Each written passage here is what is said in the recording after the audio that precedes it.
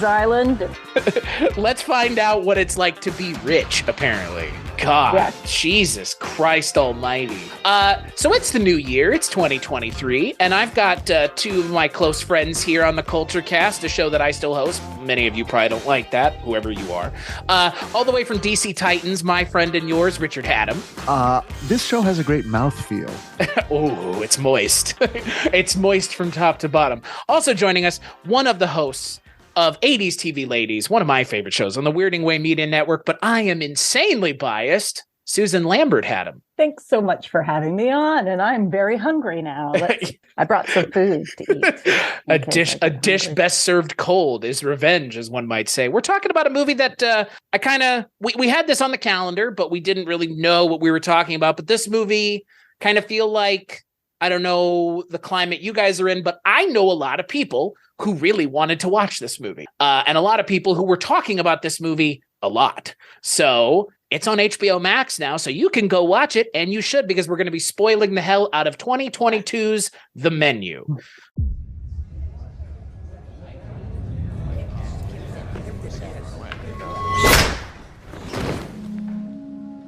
Good evening. Welcome to Hawthorne. It'll be our pleasure to feed you. Tonight will be magical. Over the next few hours, you will ingest fat, salt, protein, and at times entire ecosystems. We're eating the ocean. We're eating the ocean. Are you crying? It's just I find it all very moving. So it's okay that I'm not as into this as you are. Oh my God. You shouldn't be here tonight. You, my dear guests, are not the common man. Isn't that right? Is he gonna keep doing that? What happens inside this room is meaningless compared to what happens outside. We are but a frightened nanosecond. Nature is timeless. What the hell is going on? I love you all. We love you too, Chef! Any questions? Is this bergamot I'm getting, Chef? Yes, it is. So the film is directed by Mark Mylod, written by Seth Rice and Will Tracy, based off a story by Will Tracy. This script has been kicking around for 3 years. At one point, Alexander Payne was connected to it, which makes actually zero fucking sense with the movie that we actually got. And the film stars Ralph Fiennes, Anna Taylor-Joy, Nicholas Hoult, a whole bunch of people. John Leguizamo's in there for a minute. And before we spoil the movie, would you guys suggest people checking it out? Because there's no way to talk about this movie without talking about spoilers, obviously. Susan, then Richard, would you guys suggest checking this movie out? Yes, if it's not too hard. I'm very scared of horror. Good to know, given that I picked this movie. Sorry. I was let's do a horror movie, guys. But it's not too over the top for that reason. So people that are a little like, I just want a little horror light. This is and it's an interesting movie, and it's certainly a movie in companion with The Glass Onion.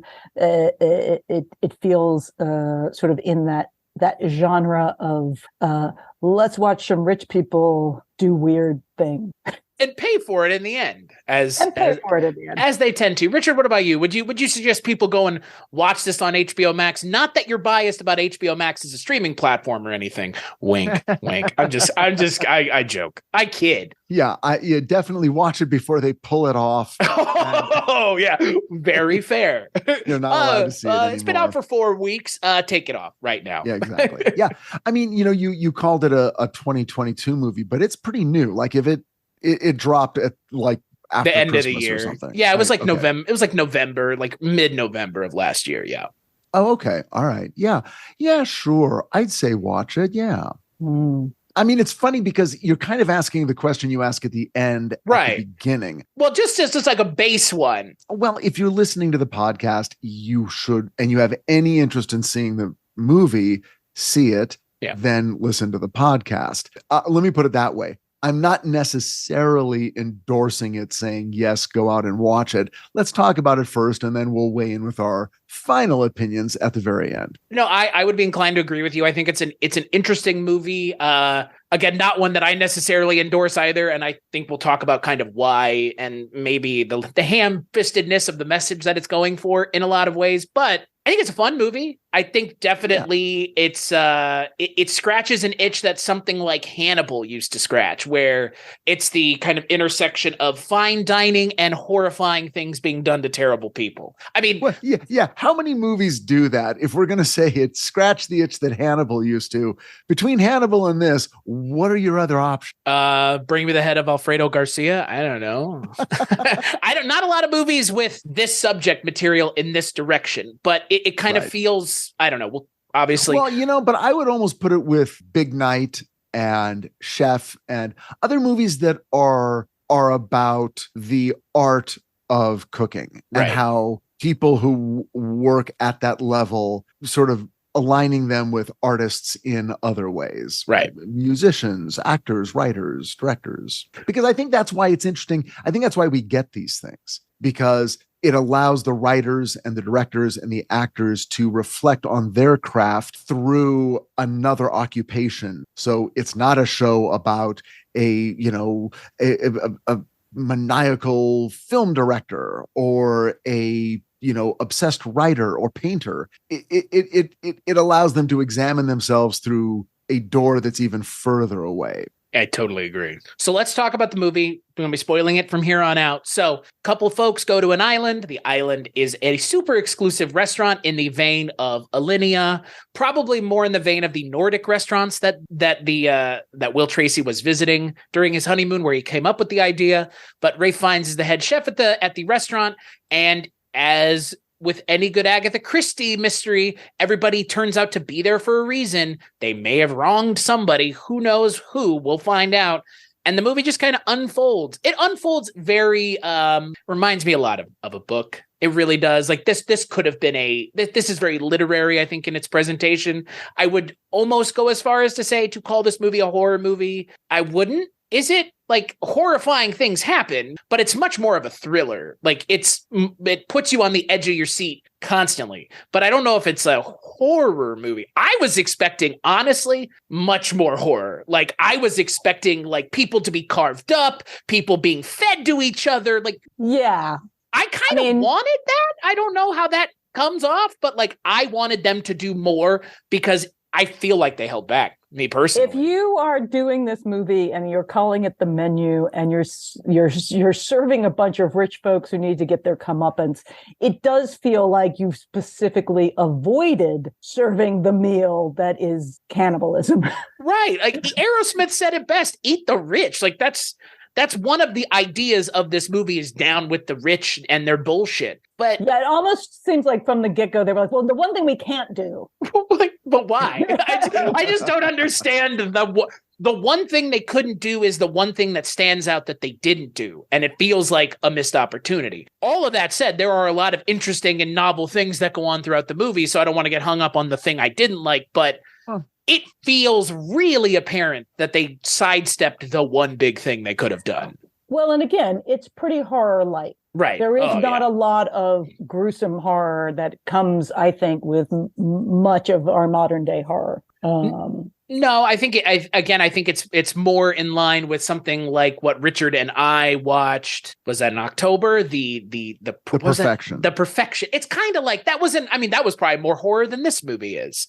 Oh, for sure. I mean, that one delved far deeper into body horror. Right. Then this one didn't. And that's why I'm glad this one didn't. I'm not a fan of that. And so I don't require that. And I don't want that. And so I was. But I do, Richard.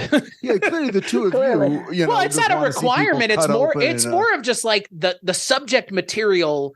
The place that they've set it almost feels like a miss. It just feels weird that they don't even address it even. Okay. So it on the title card on HBO Max, before you click play, it describes The Menu as a horror satire. Right. Mm-hmm. Okay. So what are we dealing with? We are dealing with satire here. You know, the behavior, the grotesque behavior of the rich and famous. Okay, we got that. At least it's present as a story element. The degree to which it's successfully deployed as satire can be discussed. Horror, sure, it's a thriller situation. Maybe it doesn't quite get to horror. One of the things I want to talk about is the satire and the degree to which it overtly lays claim to that or doesn't. I think it could have gone, frankly, a little further in that direction. I would have preferred at the beginning, the first act of the movie, the first half hour, to get to know all these people a bit more, their relationships to each other, get to know them as human beings, and actually to like and enjoy the deliciousness of their hypocrisies and their attitudes. Unfortunately, I will say that I found the characters off-putting. And I think that's because we didn't spend enough time with them. But I also think the point of view of the director and even the script was we were never allowed even a moment to engage with any of these people on a real level, again, or even a comedy level where we're allowed to like them before we need to endure with them their comeuppance. And by not allowing us to really identify with them, by making them, I would go so far as to say, annoying upon first meeting, distances us in a way that I don't think helps the movie's ultimate goals. And, in a lot of, let's just use a horror convention, right? Something that we talk about a lot with horror movies, which is what you're talking about. We have to get invested in the characters for their deaths to have any semblance of meaning. Why they didn't do it here in a movie that's almost 2 hours long? And why have all the characters? You could have told this story with half the number of characters, because we really don't find out anything about most of the characters other than the line that introduces them, really. Right. We never find out anything more. Okay, there's that person, there's that. I will say, and again, I'm going to keep calling The Glass Onion as the companion piece to this, only this one has a lot more food and less glass. But it is sort of, we're going to travel to a remote fancy island as opposed to fantasy island. Right. And then we're going to serve your comeuppance to the rich and powerful and the people that are sucking up to the rich and powerful, or being slaves, I guess, to the rich and powerful, or being in the cult to the rich and powerful. And and literally why it all has to take place on an island is kind of interesting. But I feel like that's pointed. I mean, that is a critique about these kinds of restaurants in general. I don't know how much of this like world you guys are into, but I mean, I do like the food world. So the thing that I like is the thing that you're talking about, Richard. They just burn the food. They burn this kind of food industry to the fucking ground. Like literally, literally and figuratively, they take them to task so hard that it's almost less about the rich people. I would have preferred it to be less about the people out in the room and more about how fucking weird this whole world of haute cuisine is. Because that's what's taken to task is, if you're using the word degustation, fuck yourself. Like, that's the level of just like conceitedness that you expect when you go to a restaurant like Noma, which is what this is really patterned after. Which, by the way, literally this week just announced they're closing. Well, and but Noma closes all the time. Noma does close all the time because Noma is up its own ass. It moves around the world. It starts setting up in vistas and locales, and then people come to the restaurant, come to that place to go to that restaurant, regardless if it's in the middle of nowhere or, in this film's case, on an island. So that thing with Noma closing is like, it's always on top of it, you know? So, okay, well, because apparently Noma chef and founder Renee Redzepi is going to turn the restaurant into a full-time food laboratory, because he says the style of fine dining that Noma helped create and promote around the globe, wildly innovative, labor-intensive, and vastly expensive, may be undergoing a sustainability crisis. We have to rethink the industry. It is simply too hard, financially and emotionally, as an employer and a human being. It just doesn't work. I wonder if they mean sustainability from a product, raw ingredient standpoint, or a sustainability in the economy. Because since they don't mention it, it feels kind of like both. It's kind of both, but I think it also has to do with the fact that the employees that make everything perfect and happen are treated very poorly and not paid well and overworked and Right. and not, Okay. Yeah. I totally believe that this happens in our real world. I guess I wasn't consciously aware of it. I didn't know that. I had never heard of Noma until just now. I get it. Like when I was watching the movie, I wasn't confused. I was like, oh, okay, you're paying for this experience. It almost feels like a performance, like a Broadway show. I mean, It's it like, is. They're okay, paying a team of $1,200, right? Yeah. Tonight is the big performance, and you're paying beyond top dollar to experience it. My guess is that there's always going to be a handful of people who are willing to pay exorbitant amounts of money to have a one-of-a-kind experience that not anyone else can have. And those clearly are the people who are being skewered here, the super rich. But it wasn't a lot of fun. And I think black comedies, and this was a black comedy almost more than a horror satire, I think there needs to be an element of fun. And the reason I bring it up is because it wasn't wholly absent. The couple whose thing was infidelity, and by the way, the guy who played the man whose finger gets cut off, Reed Birney, big cast member on Titans. Season 3? He's in season 1 and he's in season 4. Okay. So it was fun to see him. But anyway, why not get a little bit more of what's going on in their relationship? We got so little. Judith Light, amazing actor. I want to see more of her. I would have been happy to get more into I would have been happy to dimensionalize and humanize all of them. In fact, the couple we spent the most time with, Margot and what was the name? Was it Richard? Tyler, or you just call him. Oh, no, I'm sorry, it's Tyler. Yeah, Nicholas Hoult. I Hoult. thought his name was Richard. Mr. He likes to reminded me of spray myself. silver paint in his mouth, as they would say. Once in a blue moon ago. Not so much anymore.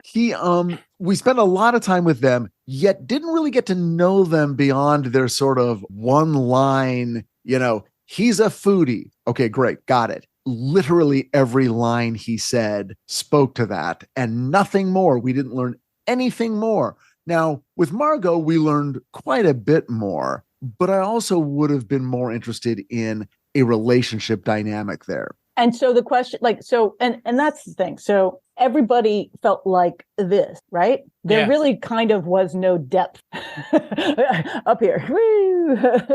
There was no depth. You couldn't dive into anybody's character, arguably even the chef. It's just because he's just such a great actor. You'll watch him and you give layers. There's layers to those performances, but there's no information. There's no character. Actually, there's one everybody's scene. An archetype, right? It's the one scene where he's talking about when he was a kid and stabbing in the leg, and then the chicken thigh comes out, which I thought was pretty clever. But to your point, Susan, what a lazy way of having your villain, anti-hero of the movie. They show his backstory in like 3 news clippings on a wall, like. In a room that doesn't oh, come on. Let's just talk about the room and the door. It's an exposition room. And there's 2 doors, one of which we never open. Neither door is locked, by the way, but no one can go in there. What the hell? I mean, that's what I'm saying. It all felt like a set. Well, right? There's a picture that you're supposed to see that shows his that secret. He once enjoyed hamburgers. Making hamburgers. What's funny is, and I don't want to say this, but I feel like I'm going to, this may be a prime example of I'm not the right audience for this in a lot of ways. I think I wanted more from this that this movie was never going to give me, because it's the worst kind of black comedy in a lot of ways, Richard. It is surface level. And they think that we really are taking it to them. The people that they take it to are the restaurant industry people. The rich people, they're so generically written, they could have been taken out of any movie. Oh, here are the 3 guys that are ripping the company off. Here's the couple with marriage problems. Here's the weird incel-esque guy with the sex worker. It's like, and here's the washed up movie star. Like, you just created a room of the most tropey, generic kinds of characters for this kind of movie. Like, tell me how any of these characters are anything other than perfectly created for this movie and nothing else almost. Well, and have the challenges is it's like if you're going to create tropes in a horror film or even a satire, you then have to, I think, these days, at least like nod, acknowledge, layer that trope. Like you sort of kept going, well, okay, we're going to get the thing, right? Yeah. We're going to get the thing. And you're like, oh no, this is the thing. This is it. It's just he's making a cheeseburger. And apparently the lesson of the movie, by the way, kids, is take your orders to go. Like, just you know. Just ask if you can leave. Don't go into restaurants. What is this? 2019? Just take your cheeseburger to go. Well, and that's what I couldn't figure out by the end of the movie. I was like, what is the message here? Like, if you're willing to stand up to the perfectionist and tell him to his face that he's not good enough, you've earned his respect and he lets you live. Like,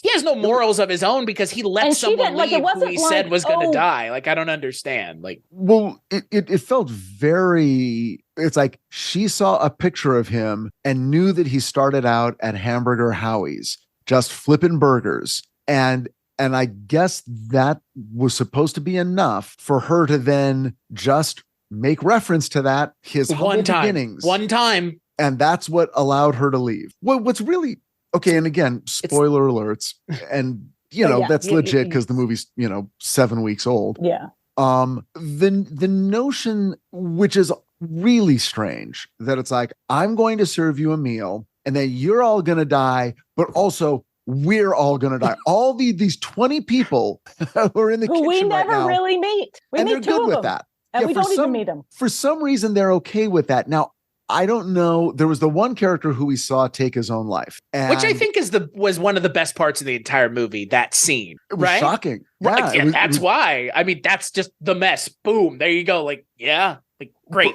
Now, were we supposed to take his inner emotional experience, that of aspiring to be as good as the chef and knowing he never will be, and apply it to everyone else so that we understand why they're all apparently on board with this? It's like, no, we're going to cook for you and then we're all going to die. And none of us have a problem with that.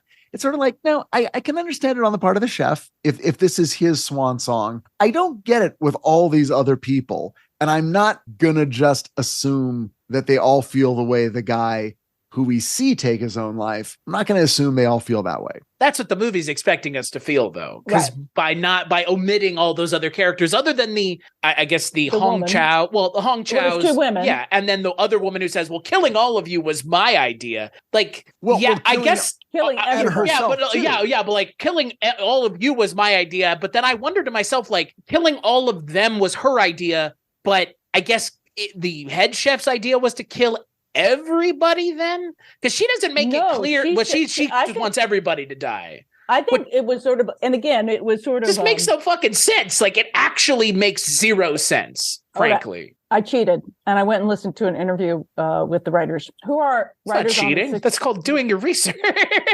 Richard's mind is blown. You did any amount of extra work here? I'm out. I'm going back to my cow avatar. They're writers on Succession, which makes sense. And they also used to write for The Onion, and they've written for comedy like Seth Meyers comedy shows. So the comedy is there, and to me it feels a little oniony, right?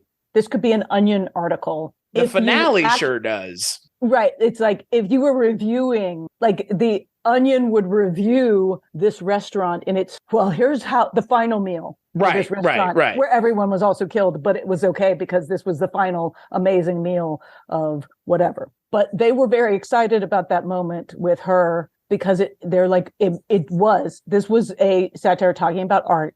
And they were talking about that moment in basically the room where you come up with a brilliant idea that is brilliant, but is also somewhat horrifying to yourself personally.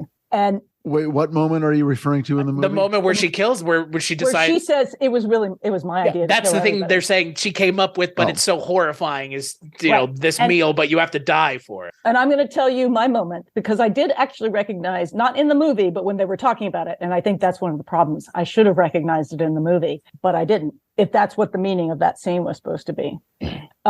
Because when I was working for Disney and we were working on National Treasure, and National Treasure happened to be produced by the head of marketing. So he really wanted the movie to, like, there was a lot of pressure at Disney to make every movie the most successful movie that's ever been released, all 22 that we released every year. The most successful movie that's ever been released that week and for all time. But there was a lot of pressure on National Treasure because it also happened to be the boss's own personal movie.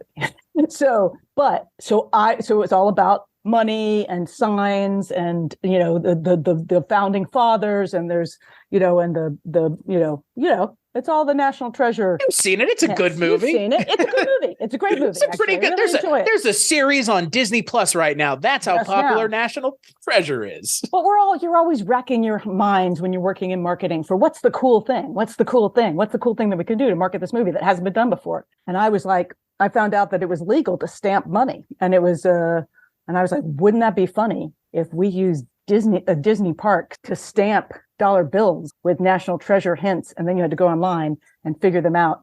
And basically we could just use money with all the symbols on the money to market a Disney movie. And we had the perfect opportunity to actually put that money into circulation because there's several parks all over the world, right? I guess only 2 of them use dollar bills, but I was like, this is really brilliant. It may or may not have been. It's legal to stamp money as long as you don't deface it. Right. But it was sort of a thing, and I came up with that, and I had a whole plan for it. And then I was thinking to myself, and I'm like, this is actually an evil plan. This is like too capitalism, meta capitalism, like weird. I don't like this plan.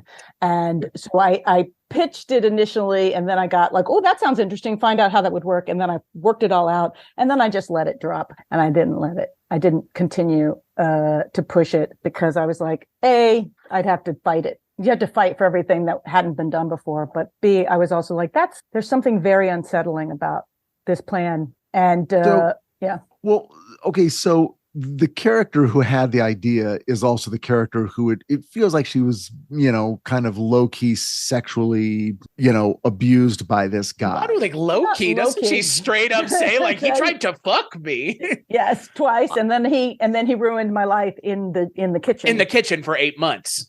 He didn't look at me, didn't talk to me, didn't acknowledge me because he's an asshole. Well, but she says that I said no, and then I said no a second time. It's not like he pushed me into the dry storage and raped me. Right. But then he ruined her career. So she said no, she was pressured.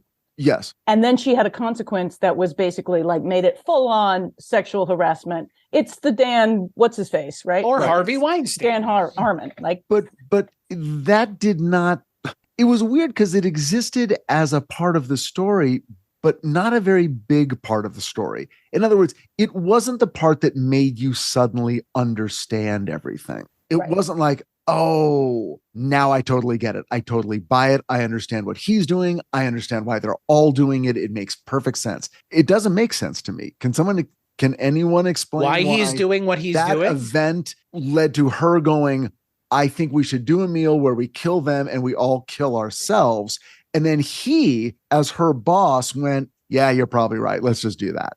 And that's for me, I guess my own headcanon is he was like, he sat everybody down and was like, you guys are all on board with me. Clearly we're like a cult here. Like it's a sideways cult movie. Maybe that's what it is. But like, they don't do a very good job. Like they have the thing with the clapping and the, yes, we love you, chef. But honestly, what this feels like, and Susan, you mentioning where the authors used to work, at least one of them, this should have just been an article in The Onion. And that's it. Like they've done so little to give you enough to see that's interesting. It feels like I would rather hear about this than see it happening, because the way that we see it happen is not nearly as entertaining as what I would imagine in my head if I read the story. Well, yes, you don't get full horror. It's not very funny. So it's not like, well, you know, there was a lot of, you know, over the top crazy laughter at how insane things got. There wasn't much character to just give you, if I may, there's not enough to give you a full meal here. No. Everything is touched on. No bread is fully executed. No bread. Give us the goddamn bread. No bread I for would the laugh so backwoods. hard if somebody did that at a restaurant. Just like, here's your board of sauces, turds. Like, Right. And it's funny because in that scene where all the men are sort of sent off and given the opportunity to leave, which is a little strange because I didn't really get what the ingenuity behind that was. But when we came back inside and we're just dining with the women, and suddenly it felt like, okay, now we're just sort of like the tone shifted in a really interesting way. And it was like, okay, now we're all just sort of talking, we're eating. Why is this happening? They're talking to the woman who was, sort of abused by Chef, and she's sharing with them in a very personal way. And it becomes clear that yes, they are all going to die. And the restaurant reviewer says, I'm going to need some more wine. And suddenly the tone shifted. And I'm like, well, this is a thing. Maybe now is when we're going to get what we're really talking about here. But no, then the men come back in and then everything kind of just goes back to what it was. I didn't understand that part of the movie at all where the guys ran off at all. Well, because here's the thing, a perfect moment for some horror, right? A perfect moment for somebody to actually, get injured or killed or have some comeuppance, or even you think, oh, they're going to be clever. And then but then they lose. Like there was no surprise in that. Well, they all ran and then they all got picked up and brought back. There was a little funny moment of here, you win this little. That's what it is. That was it. That was the whole scene is for that singular moment of Paul Adelstein being given the little egg while he's sitting in the chicken coop. I mean, there's no other reason in my mind because they don't go anywhere and do anything else. The women were like, oh, and suddenly they all ran. They all were chicken and they all ran. And again, then that scene didn't, and then nothing changed about their relationship. The women were like, hey, you fucking left. What the hell? Yeah, exactly. It's what we call in the writer's room an up and back. Someone will come up with an idea and it's sort of like, well, yeah, that's really cool. Except once we play that out, we're right back where we started. Right. So unless it's really great, we're going in a circle. Oh my God. I mean, it's like that. But it's the same. But it's the same thing, right? It's like, oh my God, we've just gone in a circle. Like, but yeah.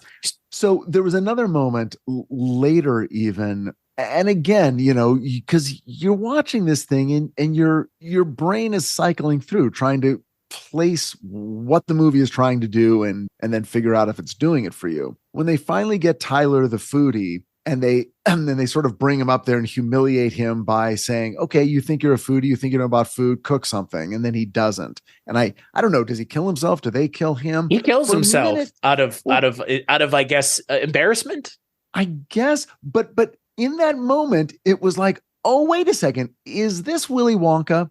Oh. Is that what this movie is? Oh. Is he Willy Wonka? And it's like, I'm going to bring you to my wonderland of everything that I care about and prove to you how you're not worthy, one by one by one. But of course, that isn't what happened. Now, that would have been interesting. And it was certainly structured in that way.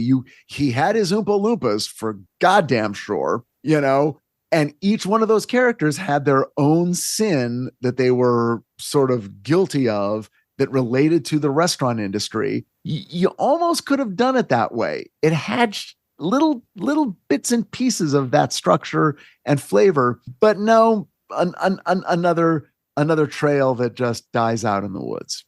This movie was lacking some seasoning. It's like the base is the base is there. Like you just you just described is that added level of seasoning that the movie needed. It needed something to take it and elevate it from where it is to that. Where is that punchline? What is the gag? Is the gag that like the s'mores? Because all right, fine. Oddly specific reference to an oddly specific thing that not a whole lot of people, unless they have watched Chef's Table, are going to even know about with the whole, I don't know if you guys know, but that is a real dessert that they made. Oh yeah. Yeah. It's like its own fucking thing. That's a real thing not with the people as marshmallows, but they put the plastic thing down on the table and they start smashing shit on the table and then you eat it off of like a plastic placemat. I appreciate what they're getting at the movie, but you can't just show me things I've seen before and expect that that's going to be enough for me. It feels like, a first draft. Yeah. It's like, it feels like, oh, we got a script. Let's just shoot it. We're going to go to an island. It's during COVID,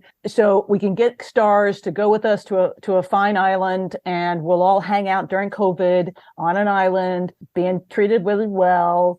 And it doesn't really matter. I mean, the script is good enough. It's good enough. We get it. Get it. It was on the blacklist in 2019. I mean, that's not a thing. Okay. You know. Well, but see, so on the page, maybe it felt deeper, but on the screen, it feels very surface. It feels like, oh, as one of my film professors used to say, I'm reading the menu, but I'm not ordering the meal. How many puns can we throw in this episode? That's all I want to know. Yeah. Where it's like, I get it, but I don't feel it. And I think that's there's not an real emotional moment with this. It's a Vanity Fair article. Like, it isn't the Onion article. Like, yeah. It's more Vanity Fair than the Onion, because again, like Rich saying, the satires are pretty, again, also pretty light. It's like, it's just, oh, isn't this interesting? See how we're making fun of foodies and rich people, but you're not really feeling it, other than the general sense of like, oh, these people all deserve it. You're like, you don't feel it. I mean, really, the girl that didn't pay for her student loans deserves it. Apparently, no, you don't understand. All rich people need to die. All of them. There is not a single good rich person in the world, according to look again. Like that, it's something. I'm not defending rich people, but I'm also not defending blanketing everybody with the same, like, you're rich, therefore you deserve to die. And it's I don't know, like that. Well, that again, it feels kind of like it feels kind of silly, really. Like, it feels a little naive and a little kind of like childish in a way. That just be like, oh, rich people are bad. Like, I guess, but I mean, again, but also it's like, give them something to do. Right. Like there was a lot of talent on that screen that wasn't really being utilized by the script. Now, by the way, the three guys, can we just, like, they're not, like, why are they there? I'm sorry. I didn't because they're the most stereotypical kind of characters to put in a movie like this. Like, the three guys who are ripping off the company and they're going to get found out. I feel like half of this movie exists just so we can have the scene with the tortilla where it's like, oh, there's the thing on the tortilla. What the fuck? Like that. Everything that happens before the guy shoots himself, I think, is kind of interesting, and it's building up to something, and then it really just falls apart in the second and third act. Like that first, when we don't know anybody, we're still in the mindset of we don't know where this movie could go. It could go anywhere. We could be introduced to these characters more throughout the movie. But after the first act, it's like, okay, you're not doing anymore. Fine. All right. I have to make myself okay with what you're going to give me and not expect any more. And again, like, the first act really works, but then we start understanding that there isn't anything more to the characters, like you just mentioned, Susan. So who cares? Like, even with Anna Taylor-Joy, the lead of our movie, what is her, what she's just there, and then she's like, I don't want to be here. And he's like, no, but you got to be here. And then she asks him about a cheeseburger, and then she leaves. Okay. Like, but why? Like, what were you going to say about Ray Fiennes? I was going to say, well, we haven't mentioned his name yet. Right. Ray Fiennes plays the chef, and is far and away the most interesting character because you actually get more from him. Yeah. And he's great. And what I appreciated about that was that it was not Hannibal. It was not, oh, he's playing the sinister sort of, control freak, chef who is going to be implacable and pull everyone's strings and control everything. It's like he has real vulnerability that we discover throughout the movie, and which I found to be the most rewarding part of the movie. Weirdly, I really responded to his performance in the moment of the making of the cheeseburger. Something about that worked for me. The story element of it didn't quite come together, but I understood what was going on with him. He brought something to the story that was not on the page. And I could tell that sort of as an actor, he decided this is a moment where I just sort of unclench and I go back and I can make a perfect cheeseburger. I'll make a great one and I'll serve it to you. And if you appreciate it, that will mean something to me, because that's what I thought my career was going to be. I thought it was going to be as satisfying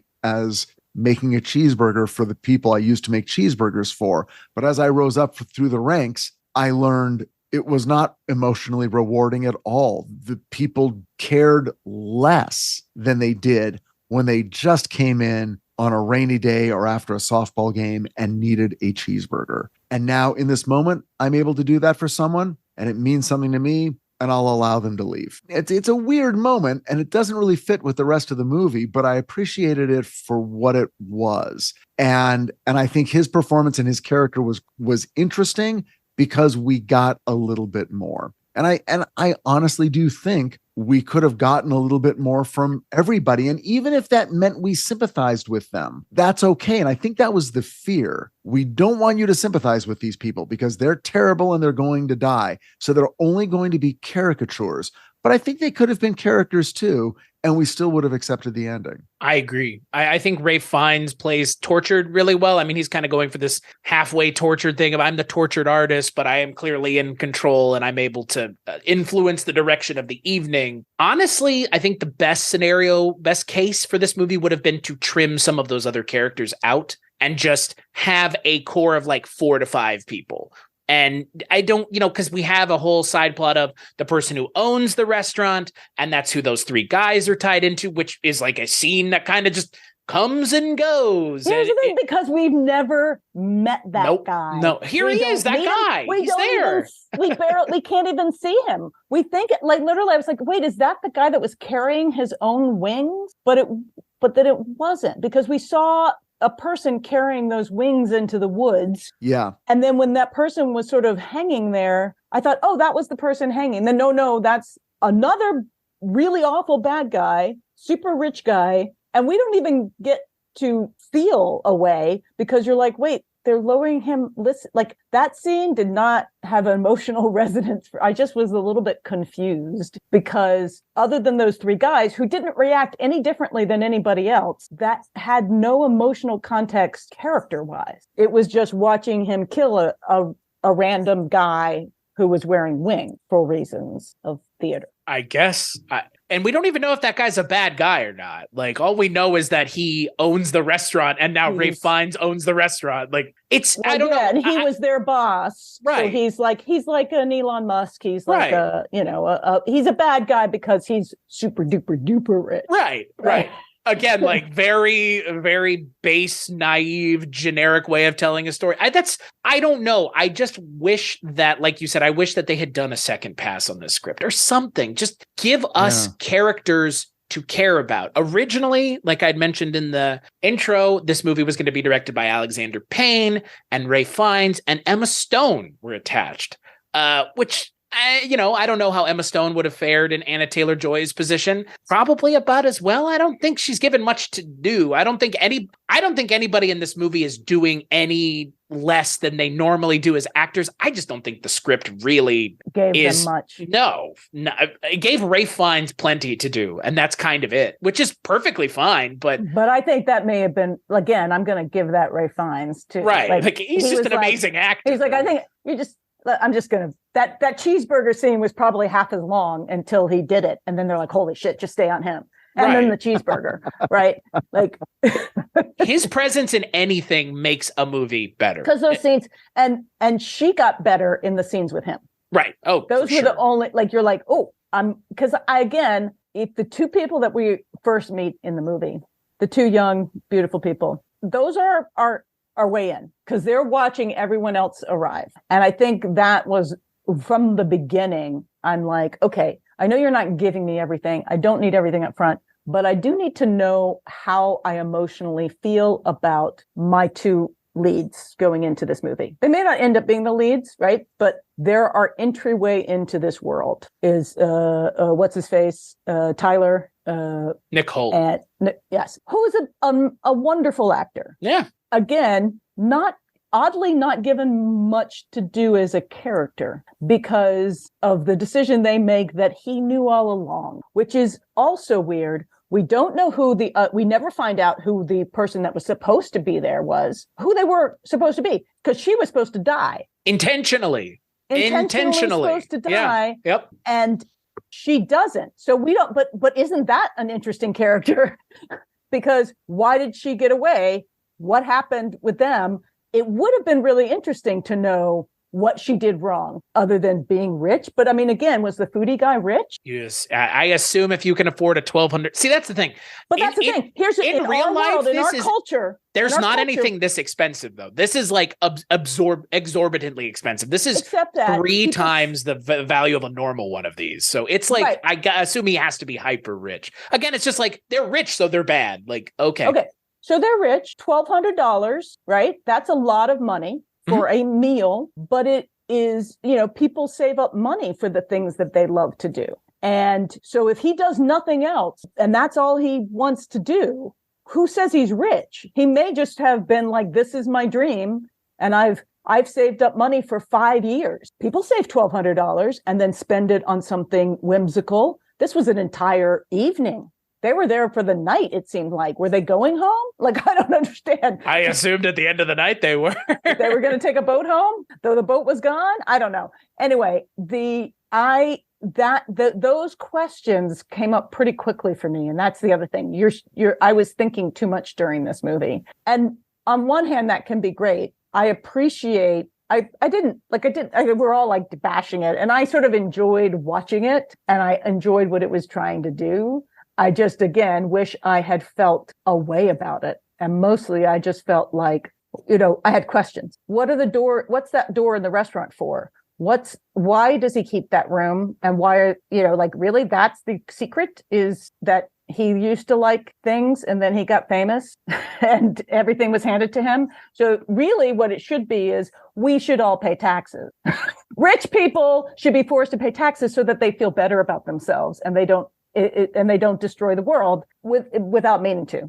Everybody should have limitations, and misogynistic men should not be able to do misogynistic things. They should be held accountable. So here's a theory on why this movie was the script was a darling, on the blacklist and, had to get made, because it is the point of view of a writer or director. So if we look at Ralph Fiennes and we go, okay, so he is basically the writer of the movie, or a movie writer or a writer in Hollywood or a director. Okay, so what are the targets? The targets are the critic. There's a critic out there who can make or break people's careers. So resentment toward that person. That's who writers in Hollywood hate, and directors. An actor who does not take his job seriously anymore. The studio, that's the three guys, their notes. That's the voice I've got to drown. The noise is gone. The consumer who consumes without thought has no idea what they're consuming. So they're showing up, but they don't get it. They don't appreciate it. And then finally, the overconfident fan who thinks they understand everything, but they're a dilettante. And just because you're a fan doesn't mean you know how to do what we do, but you presume to in your internet chat room comments. Richard. I feel like this is Richard just talking to everyone. You've got all the enemies of the creative person in Hollywood, each one who's going to be parodied, satired, skewered, and eventually murdered. In this reading, Ralph Fiennes is the hero, and yet it's hard. You can't really structure a movie that way. So you give it to Margot, and there is a connection there. You're the only one who truly understands because you're the only one who's ever been in a service profession, somewhat like mine. And you do have the ability to appreciate to a certain extent what it is we do in a way that is not abusive or presumptuous. And so you live. It's a much more interesting movie than we got. Yeah. Yeah, I agree with you. I mean, and even to the point of John Leguizamo's character is really, I think, a critique of the other artists that you don't like or don't want to surround yourself with, because he says as much in the movie, right? You don't take pride in your craft anymore. And even though he's an actor and he's a chef, it's more about the artist writ large and I do you want to surround yourself with people that are just going through the motions? That's, I guess. I don't know, like that movie sounds more interesting because that movie actually tackles those ideas. It doesn't just let them sit there on the vine to wither and then fall off. You're just looking for food. So here's not that hard. They're pretty easy puns to make, to be fair. Okay, so here's a couple things that I just had questions about. Okay, one, so the boat was going to come back and take them back at midnight. I mean, this meal has happened. Yeah. and this is just this, why this meal, why this moment, right? There was still never a why now, really. Like, was it a moment where the restaurant's about to close? Was it a moment where he was going to be arrested for sexually assaulting his, like, why now? There's not a real why now to this movie, that all this has to happen tonight. But also they want, like, I think that the movie's looking for us to make connections and give a lot of purpose to things that don't really pay off. Apparently, when you go to his house and his house is the kitchen, we were supposed to notice that his house was set up as an exact replica of the kitchen. Yep. And the menu place. And that didn't really read anything for me. It just made me wonder if it was a different set or not when I was seeing it. That's all it did. I was like, is she back in the kitchen? Are they all gone? Like, I got what they were going for, but it made no sense because they, like you said, they wanted us to just go, oh, I get it. His house is just, it's like, no, fuck you, movie. Like, come on. David, the character say something or there's two characters in the space with her. Or it's one other character in the space with her. She could have said something like, hey, don't you notice? Or isn't that weird? Or it doesn't land because it's confusing when it happens. And even if it wasn't confusing, what's the immediate connection we're supposed to make as an audience? Oh, he lives in a place that looks like the... She would have drawn attention to it. She would have asked that other character, like, hey, why does it look like this? Oh, because he, whatever. Like, well, I don't know. They're smarter than me. Their script got made. They could come up with something and they chose not to. What the fuck does that say about them? That's my question. Like, it's weird. Like, I don't know. I guess they want us to be smart. I don't know. Is that the expectation or is it lazy? Is it both? I think lazy is the wrong word. I think it's talked through. I think they talk themselves into meaning the way that you can in a room when you're talking to people. You're like, oh yeah, no, this will mean something. They'll get it. They're so you've almost out clevered yourself and won't it be great? Because when he gets there and you come up with the idea that seems like it is going to work, but actually doesn't mean anything. Like you said, you've come right back around to the same place. It's like, well, we're going to have this house and she's going to escape to the house because she's going to be given this opportunity. But by the way, again, it all then was set up, right? The whole thing was him going, you go get the barrel, even though What's-Her-Face was supposed to go get the barrel, but the barrel was at his house. No, the barrel was in the meat locker. And then nobody was supposed to go to the house, especially the team. It's Chef's house, but his number one lady, Elsa, the host, goes into the house. Totally breaks the rules. Yeah. As someone who's a cult member, how is she allowed to go into the house, even if this other person goes into the house? Well, she's not allowed. She does it to stop her from going into the house because she doesn't want to be replaced. But that feels like a big assumption to draw on the movie's part. Like, she's like, I don't want to be replaced by you. It's like, hold on. I don't think anyone thought that. And like, what interactions did Ralph Fiennes and Anna Taylor-Joy have together that would lead anyone in the audience to believe he wanted her to come work for him? And that's what his assistant was picking up on. Because all he said was, you're gonna die tonight. We're all gonna die. Do you want to die up front or in the back of the house? You pick. He never said, oh, there will be a job for you after this. And the hostess knows she's dying. So I don't understand how you're going to be. Yeah. You have like 20 minutes until you're dead. So why the fuck do you care if you're being replaced? Like, it's a little problematic. The everyone's going to die no matter what, while it's supposed to, I think, increase the tension. And it formally does, but in terms of what anything means inside that machine, it reduces everything because it's like, well, why is anyone doing anything now? Right. It's hard to read a pure motivation out of anyone when so many people seem to be tacitly going along with this. They just want to be baroque and over the top, and they're going to turn him into s'mores as opposed to just shooting him in the fucking head when they got off the boat. Just bang, just shoot all of them, and then you got your revenge. It's the perfect meal, right? Like it's the perfect ending to the perfect meal is to take out, the evil of the world. Yes. But I do think I lost the thread of what the meal was supposed to be about too, by the way, because I'm not sure what that meal was that he was serving. I think they actually did a disservice to not make that meal feel like, oh, that one, whatever the s'more, because he just made fun of, like, it's weird. He's making fun of culture, but then the last thing that he does is basically going, yes, but the lowest end of food is dumb too. Like, Right. It's like, really, is that where we end up? It's ironic American culture loves to elevate shitty food, I guess, but like this isn't the first time anybody said that, and it won't be the last. But and can we just question why his mother is in the room? Again, who does nothing. There is nothing for that actress to do. You totally were waiting for her scene. From the minute there's a lone woman sitting at her own table, you're like, okay, I can't wait for that. She doesn't get to say a word. And it really is all mom's fault, it turns out. Yes, so. I mean, come on. If we're going to talk about, we're going to talk about ladies. And kills her with the rest of them, so it must be, I guess.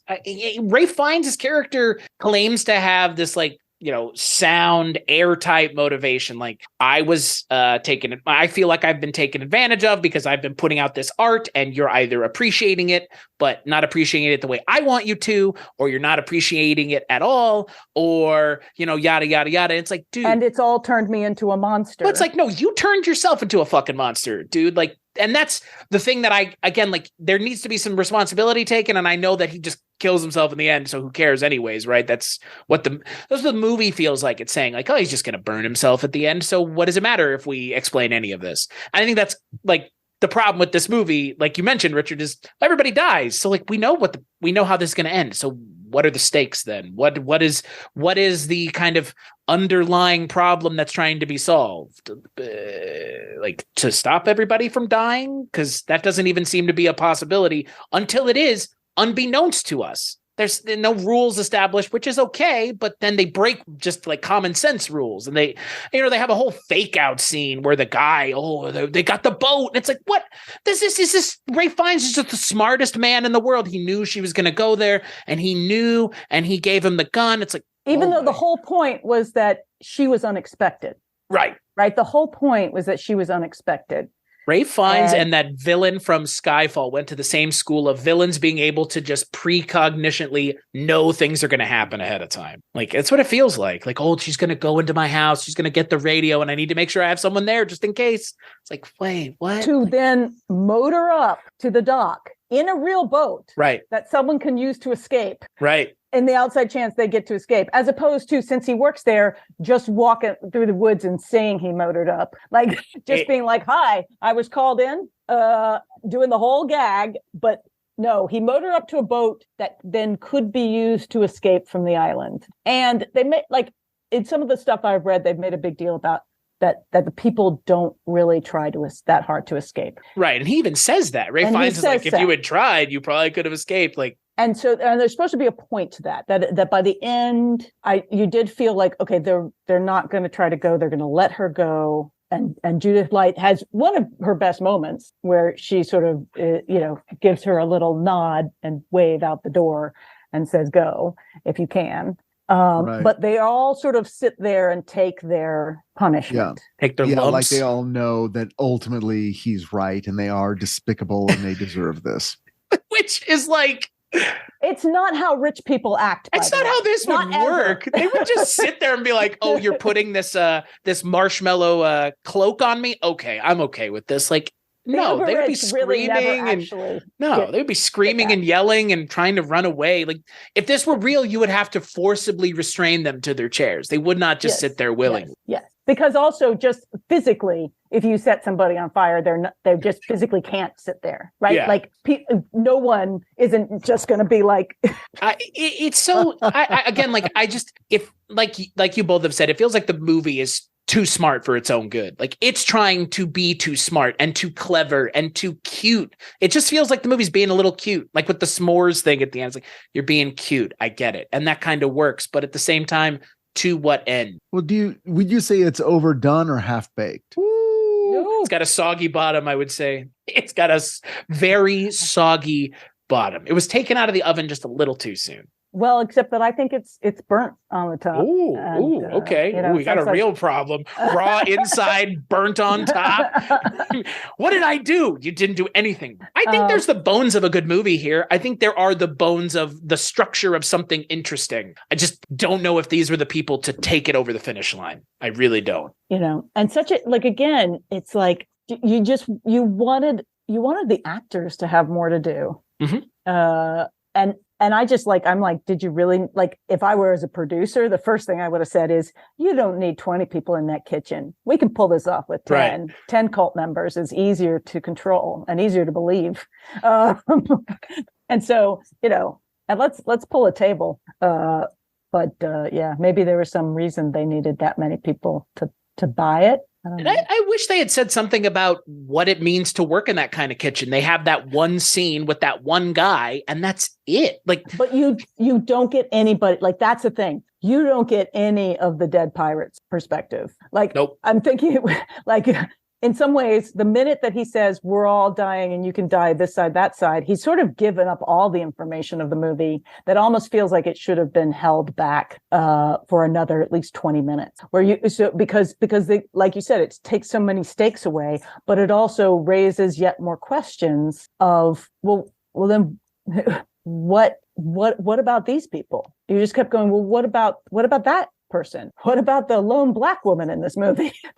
You could see in the background. Yeah. But as one of the assistants, and it clearly is saying something about that world, right? That is a world where people go hoping to be able to make that next leap. You're going and like so many other jobs where you want the top chef job, you are willing to work for low wages and, ridiculous hours and take a lot of abuse. But because we don't really see that, we just hear it told to us as after the fact, it's really hard to digest it, as it were. Well, I mean, as a creator, I'm sure both of y'all would agree. It's, I wish that they had given more for people who do create things to think about, because, we don't get to decide how our media content that we create is consumed, who consumes it, how they consume it.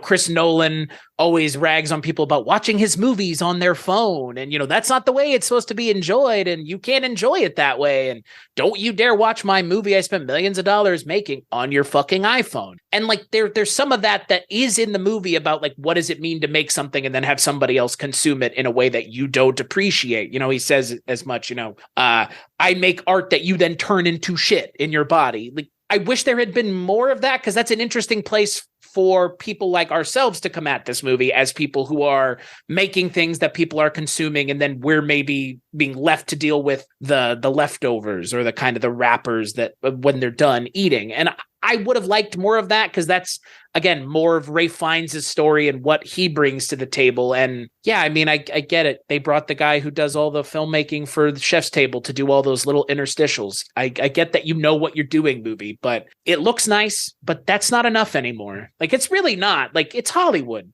God damn it. It's supposed to look good unless it's not intentionally.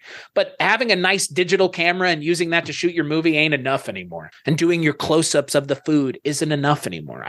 But apparently it is, because we're in the wrong here and a lot of people like this movie. So well, and again, like, this movie is like very well received by almost everybody. So because I think people love seeing rich people get their comeuppance right now. I think there is a lot of wish fulfillment in that. And we can project onto those tropes whoever we want, right? Like, and that's why I sort of liken it to The Glass Onion, which it seems impossible that they would have known Elon Musk was going to buy Twitter and act like he acted at the time that they wrote that movie, because it was 3 years ago. But it certainly feels like it in the moment that they're literally talking about a particular billionaire with that movie. And so I think that's our own projection of what we bring, maybe my own for The Glass Onion. But The Glass Onion, again, is another one where it's a bunch of characters who all are up to no good, who all have reasons to be guilty, and then a mystery, and then a comeuppance of, the worst of them, and it's the scrappy young woman who's beautiful and in a pretty dress all the time, but also is secretly a different person than what she appears to be, and she's going to triumph in the end. Very creative on both fronts. You pretty much just described the same movie twice. Isn't that fun? I don't know if this movie would have been made 10 years ago the way it's made now. I don't even know if this movie would be made today, given the climate, because that's the thing. This movie has been kicking around for 3 years.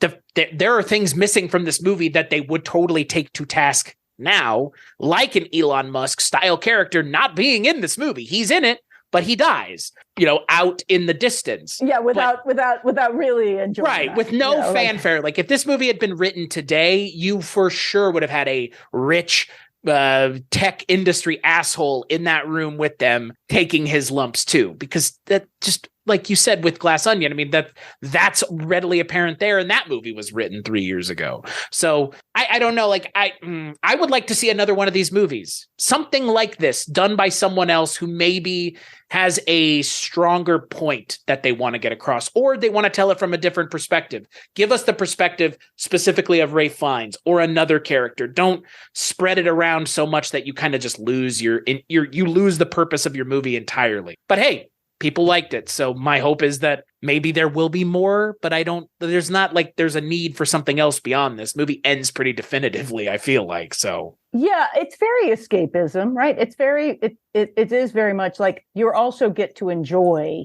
what if I got invited to a fancy island for a fancy meal? Like it does sort of have its cake and eat it too. Right. Because there is, I understand that appeal as someone who wrote a play that was about a foodie restaurant. Part of the reason I wrote it during COVID was because I was missing restaurants, and I was missing that. I love hearing food described. I'm not a foodie, like I watch all the food stuff, but I love going to a good restaurant, and I love hearing and reading the descriptions of the food because they're funny and weird and interesting and over the top, but then oftentimes incredibly delicious in ways you can't anticipate. And so even when I wasn't eating meat, I liked hearing people describe meat dishes. I'm like, no, give me everything. I'm with you. Tell it all to me.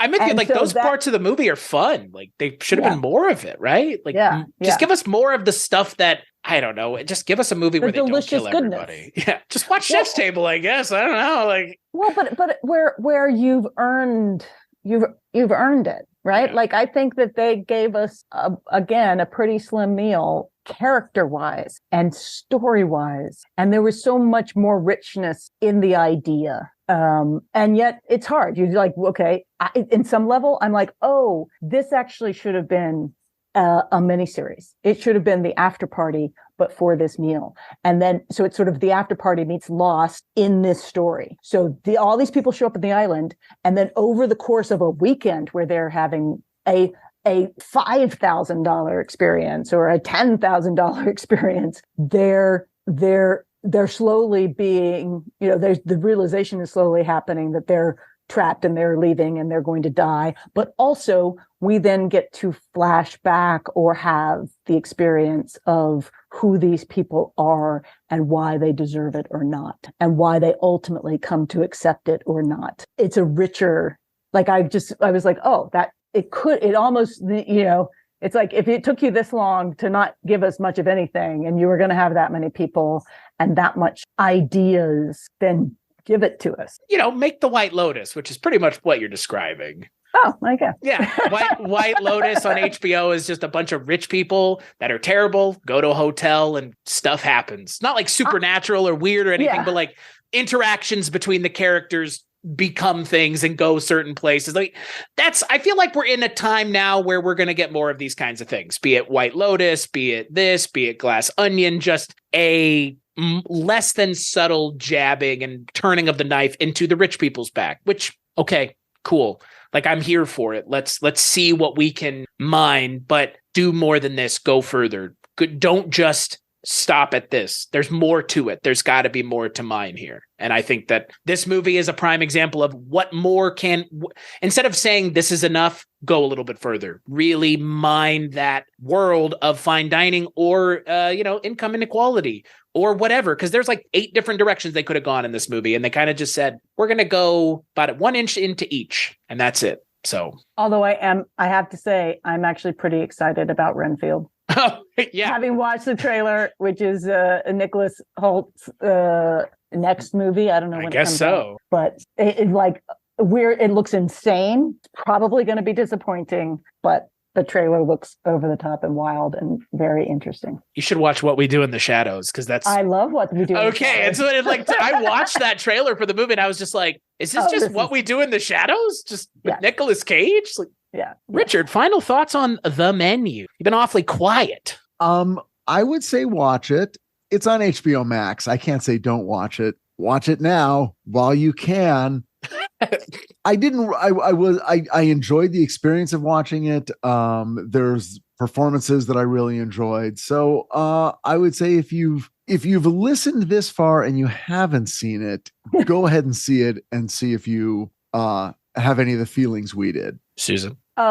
Again, a perfectly beautiful meal, but a little unsatisfying. Yeah. I think when the movie is kind of spread out in front of you and you get to see the entire kind of offering of the movie, it all feels just a little undercooked ultimately. And it's unfortunate because the ingredients are perfect. I mean, everybody is well cast. There's not a bad actor in this movie, but just the technique and I think just one or two more passes would have definitely helped the script. Just a little refinement, just a little focusing of what you want to say. You don't have to say 8 million things at once. You just have to say a couple, but take those ideas to their furthest kind of logical conclusion. So, hey, I get why people like this though. Like I think for me, ultimately it was fun to watch. We like these movies, right? It's a fun experience. There's an escapism.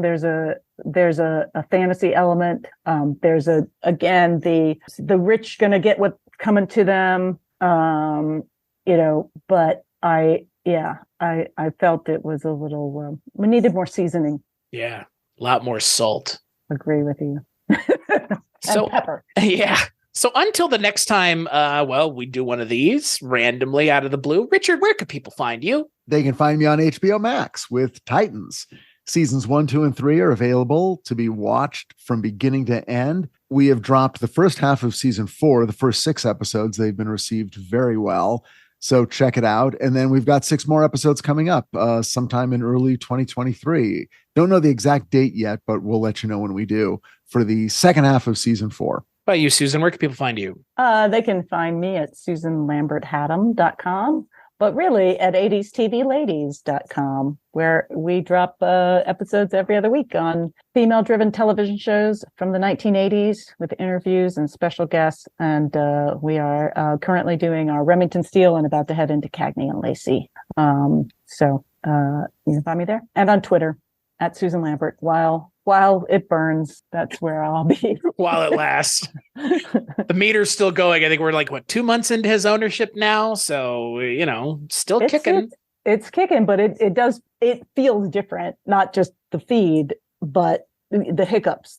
I've definitely felt more technical hiccups in the last 2 months because I think that they've sort of taken some of the bolts out of the tires. And it still works. It still runs. The wheels are just wobbling a little bit and coming off. And oh no, there goes one. Uh-oh. But I still find it an amazing place to meet and interchange and see latest news and but it's not as fun as it used to be. It's feeling pretty sad. Well, as for me, weirdingwaymedia.com is where you can find this show, Susan's show, and a little show that Richard and I do with our good friend Mike White, Rankin' on Bass, Richard's favorite podcast to do. All those animagic creatures dancing around just fill Richard's cold, cold heart with so much joy. He's just brimming. It's just hard to contain his joy. Oh God, how many more? I thought these guys made 6 things. 6? 9,000 movies we're watching. Probably 6 times 10, Richard. But they're so cute. Yeah. And when you start talking about Jackson 5 and the Coneheads, well, we've just gone past the moon and we're heading out into the furthest reaches of our galaxy, sir. But that's where you can find this show and all the other shows over at weirdingwaymedia.com. 20 shows and counting. So as for this show, Kulturecast.com, Patreon.com, you've heard it all before. I'll say it again for the benefit of the people who are new. Patreon, all that good stuff. Richard, Susan, thank you both so much for joining me. This is fun. This was fun. This movie was fun to watch and talk about. It was super fun. Thanks for having us on. It wasn't an affront to our good senses, so there is that. No. And as always, we'll catch you on the next episode.